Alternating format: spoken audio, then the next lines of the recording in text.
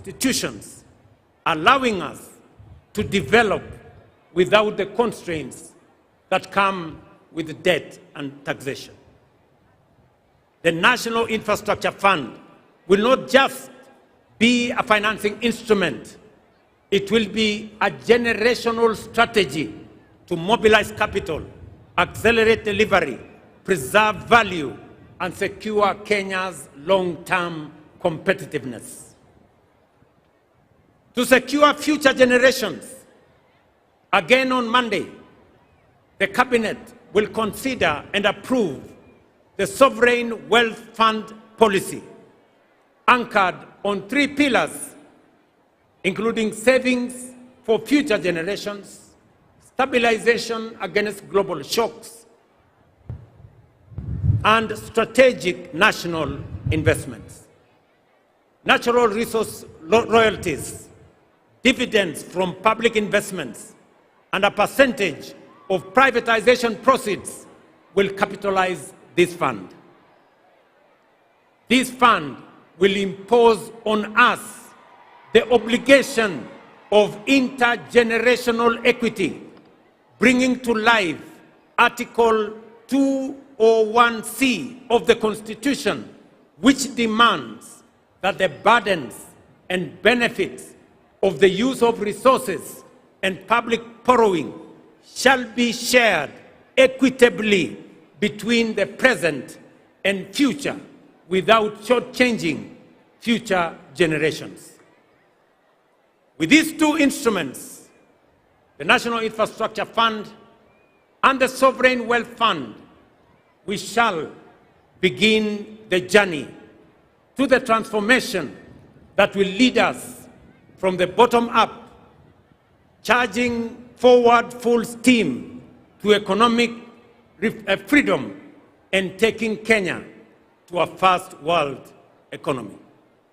And I have said it is beginning next Monday.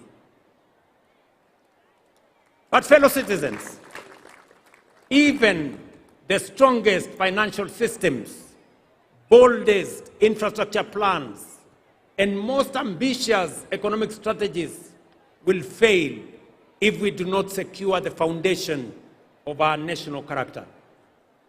The realization of our economic freedom project will rest on 3 critical enablers: strategic human capital development, robust peace, stability, and security architecture, and unwavering integrity and fidelity to the national interest.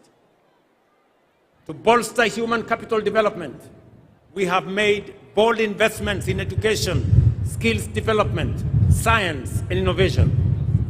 We have raised the education budget from 490 billion in 2021 to 700 billion this financial year, and expanded science, technology, engineering, mathematics education.